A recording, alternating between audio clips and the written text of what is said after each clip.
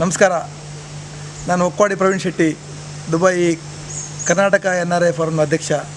ಇವತ್ತು ನಮ್ಮ ಒಂದು ಮಹಾಸಮರ 2019 ಎಲೆಕ್ಷನಿಗೆ ನಾನು ದುಬೈಯಿಂದ ಮತ ಚಲಾವಣೆ ಮಾಡಲಿಕ್ಕೆ ಇಲ್ಲಿ ಬಂದಿದ್ದೇನೆ. ಈವಾಗಲೇ ಮತ ಚಲಾವಣೆ ಮಾಡಿದ್ದೇನೆ.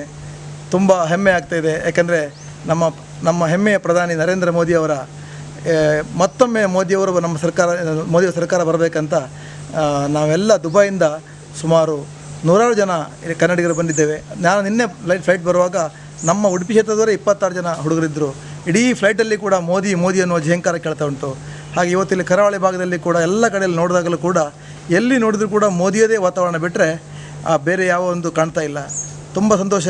NRI ಆಗಿ ನಾನು ಹೇಳ್ತಿರೋದು ಯಾಕಂತ ಹೇಳಿದ್ರೆ ನಾವೆಲ್ಲ ಹೆಮ್ಮೆ ಪಡ್ತಾ ಇದ್ದೇವೆ. ಮೋದಿಯವರು ಬಂದ ಮೇಲೆ ನಮಗೆ ನಮ್ಮ ದುಬೈಯಲ್ಲಿ ಸಿಗುವಂಥ ಗೌರವ, ಹಾಗೆ ಮೋದಿಯವರು ಮಾಡಿದಂಥ ಒಂದು ಇಂಟರ್ನ್ಯಾಷನಲ್ ಲೆವೆಲಲ್ಲಿ ಮೋದಿಯವರು ಮಾಡಿದಂಥ ಒಂದು ಎಷ್ಟೋ ಒಂದು ಘನ ಕಾರ್ಯಗಳಿಗೆ ನಮಗೆ ಅಲ್ಲಿ ತುಂಬ ಬೆಲೆ ಸಿಗ್ತಾ ಇದೆ. ಹಾಗೆ ಇಲ್ಲಿ ಈಗ ನಾವು ಯಾವ ಅಭ್ಯರ್ಥಿಗಳು ಯಾರಂತ ನೋಡೋದಿಲ್ಲ, ಖಾಲಿ ಮೋದಿಯವರ ಸರ್ಕಾರ ಇನ್ನೊಮ್ಮೆ ಬೇಕು. ಯಾಕೆಂದರೆ ಅವರು ಮಾಡಿರುವಂಥ ಹಲವಾರು ಕಾರ್ಯಕ್ರಮ ಎಲ್ಲರಿಗೂ ನಮ್ಗೆ ಗೊತ್ತಿದೆ. ನಾನೊಬ್ಬ NRI ಹೇಳ್ತಾ ಇದ್ದೇನೆ, ಖಂಡಿತವಾಗಿ ಮೋದಿಯವರು ಇನ್ನೊಮ್ಮೆ ಬರ್ತಾ ಇದ್ದಾರೆ. ಇವತ್ತು ಕಾಕತಾಳೀಯವಾಗಿ ನಾನು ಚಲಾವಣೆ ಮಾಡಿ ಹೋಗ್ತಿರುವಾಗ ಪೋಲಿಂಗ್ ಇನ್ಸ್ಪೆಕ್ಟರ್ ಕೇಳಿದರು, ನಿಮ್ಮದು 300 ನಂಬರ್ ಅಂತ. ಅದು ನಾನು ಹೇಳಿದೆ, ನಮ್ಗೆ ಅದೇ ಬೇಕಿತ್ತು, 300 ನಂಬರ್, ಖಂಡಿತ ಅದೇ 300 ನಂಬರ್ ಬರ್ತದೆ ಅಂತ ಹೇಳಿ ನಾನು ಆಸೆ ಮಾಡ್ತಾಯಿದ್ದೇನೆ.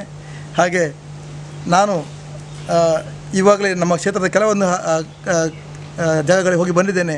ಎಲ್ಲಿ ನೋಡಿದರೂ ಕೂಡ ಈ ವರ್ಷ ನೋಡುವಾಗ ಅತ್ಯಂತ ಚಲಾವಣೆಯಲ್ಲಿ ಜನಸಂಖ್ಯೆ ಕೂಡ ಕಳೆದ ಬಾರಿ ಕಂಪೇರ್ ಮಾಡಿದರೆ ಜಾಸ್ತಿ ಜನ ಬಂದಿದ್ದಾರೆ.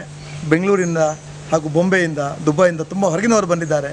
ಇದು ಒಂದು ಮೋದಿಯವರ ಈ 5 ವರ್ಷದ ಒಂದು ಅಭಿವೃದ್ಧಿಯಲ್ಲಿ ಆದಂಥ ಉತ್ತಮ ಉದಾಹರಣೆ. ಯಾಕೆ ನಮ್ಮ ಜನರಿಗೆ ಸ್ವಯಂ ಪ್ರೇರಿತವಾಗಿ ಮತ ಚಲಾವಣೆ ಮಾಡಲಿಕ್ಕೆ ಅಂತ ಒಂದು ಆಸೆ ಹುಟ್ಟಿದೆ. ಇದೇ ನಮ್ಮ ದೇಶದಲ್ಲಿ ಬೇಕು. ಎಲ್ಲರೂ ಮತ ಚಲಾವಣೆ ಮಾಡಿದರೆ ಎಲ್ಲ ಅಭಿವೃದ್ಧಿ ಆಗಲು ಸಾಧ್ಯ ಇದೆ ಅಂತ ಈ ವರ್ಷ ಮೋದಿಯವರು ತೋರಿಸಿಕೊಟ್ಟಿದ್ದಾರೆ. ಆದ್ದರಿಂದ ನನ್ನ ಆಶೆ, ನಾನು ಮೋದಿಯವರ ಪರವಾಗಿ ಈ ನಮ್ಮ ಭಾರತ ಸರ್ಕಾರಕ್ಕೆ ಇನ್ನೊಮ್ಮೆ ಮೋದಿಯವರು ಬರಲಿ ಅಂತ ಆಸೆ ಮಾಡುತ್ತಾ ನಾನು ಗಲ್ಫ್ ಕನ್ನಡಿಗ ವರ್ಡ್ ಅವರಿಗೆ ಇದಕ್ಕಾಗಿ ವಂದನೆ ಸೂಚಿಸ್ತಾ ಇದ್ದೇನೆ.